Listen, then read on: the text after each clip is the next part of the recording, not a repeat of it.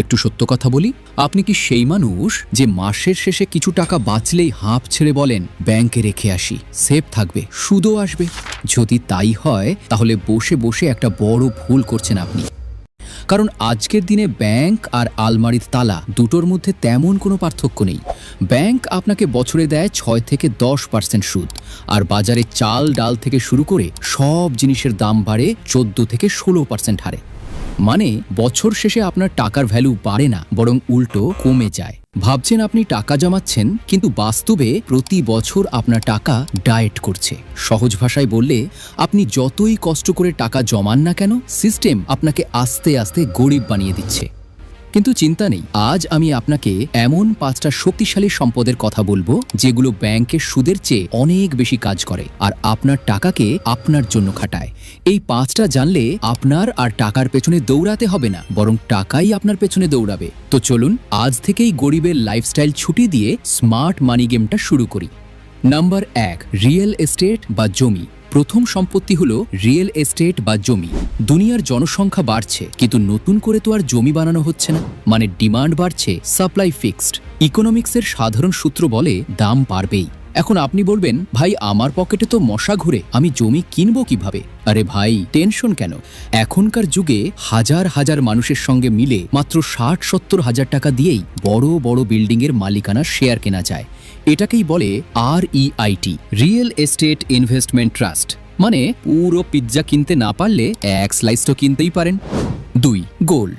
দ্বিতীয়তে আসি সেই জিনিসে যেটা দেখলে আপনার আমার সবার চোখ চকচক করে, সেটা হলো সোনা। রাজা বাদশার আমল থেকে এর চল আছে। টাকার মান কমতে পারে, সরকার নোট বাতিল করতে পারে, কিন্তু সোনার দাম ওটা রকেটের মতো শুধু ওপরেই ওঠে। তবে সাবধান, ইনভেস্টমেন্ট মানে কিন্তু গার্লফ্রেন্ড বা বউয়ের জন্য সোনার গয়না কেনা না। ওখানে মেকিং চার্জেই আপনার লাভ শেষ। ইনভেস্ট করতে হলে কিনুন গোল্ড বার, কয়েন বা ডিজিটাল গোল্ড। বিপদের দিনে এটাই আপনার আসল বন্ধু হবে। 3, নিজের স্কিল। তৃতীয় সম্পত্তি কোনো বাজার থেকে কেনা যায় না, এটা আপনার নিজের ভেতরেই থাকে। সেটা হলো আপনার স্কিল বা দক্ষতা। দেশের অর্থনীতি ধ্বংস হয়ে যেতে পারে, শেয়ার বাজার ক্র্যাশ করতে পারে, যাই হোক না কেন আপনি কিন্তু নিরাপদ। উদাহরণ, আপনি নৌকা থেকে পানিতে পড়ে যেতে পারেন, কিন্তু আপনার যদি সাঁতার জানা থাকে তাহলে আপনি ডুববেন না। ব্যাংকে টাকা জমানোর আগে নিজের মাথায় টাকা জমান। ভিডিও এডিটিং শিখুন, কোডিং শিখুন, ডিজিটাল মার্কেটিং শিখুন। মনে রাখবেন, দামি ফোন কিনলে পকেট খালি হয়, আর স্কিল শিখলে পকেট ভরে। 4, শেয়ার বাজার। চতুর্থ নম্বর উপায়টা শুনে অনেকে হার্ট অ্যাটাক করতে পারেন, কারণ সেটা শেয়ার বাজার। মানুষ বলা বলি করে এটা নাকি জুয়া। হ্যাঁ, আপনি যদি না বুঝে সোনার দামে আলু কেনেন তাহলে সেটা জুয়া, কিন্তু শেয়ারের ক্ষেত্রে যদি দেশের সেরা কোম্পানিগুলোর পার্টনার হতে চান তাহলে শেয়ার বাজারই সেরা উপায়। ওয়ারেন বাফেট বলেন, সব ডিম এক ঝুড়িতে রেখো না। তাই রিস্ক নিতে না চাইলে সোজা ইন্ডেক্স ফান্ডে টাকা লাগান, মানে দেশের সেরা 30টা কোম্পানিতে একসাথে ইনভেস্ট। ব্যাংক যেখানে আপনাকে বছরে 6 থেকে 10% দেয়, স্টক মার্কেট সেখানে লং টার্মে 20% পর্যন্ত রিটার্ন দিতে পারে।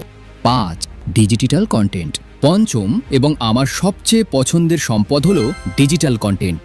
এই যে আপনি এখন আমার ভিডিও দেখছেন, আমি হয়তো ঘুমাচ্ছি, ঘুরছি, তবুও ইউটিউব আমাকে টাকা দিবে। এটাকেই বলে প্যাসিভ ইনকাম। আজই একটা ইউটিউব চ্যানেল খুলুন, একটা ব্লগ লিখুন, অথবা ছোট কোনো অনলাইন বিজনেস শুরু করুন। শুরুতে কষ্ট হবে, কিন্তু একবার দাঁড়িয়ে গেলে বস আপনাকে আর পায় কে? ঘুমের মধ্যেও টাকা আসবে। তো বন্ধুরা, সারা জীবন গাধার মতো খাটবেন নাকি টাকাকে আপনার পেছনে খাটাবেন, সিদ্ধান্ত আপনার। ব্যাংকে শুধু বিপদের দিনের সীমিত টাকাটা রাখুন, বাকিটা কাজে লাগান। ভিডিওটা দেখে যদি মনে হয় মাথার বুদ্ধি একটু বেড়েছে, লাইক দিতে ভুলবেন না। কমেন্টে জানান এই 5টার মধ্যে কোন উপায়টা আপনার সবচেয়ে ভালো লেগেছে। আর এমন কন্টেন্ট পেতে সাবস্ক্রাইব করে আমাদের সাথেই থাকুন। দেখা হবে পরের ভিডিওতে। টাটা।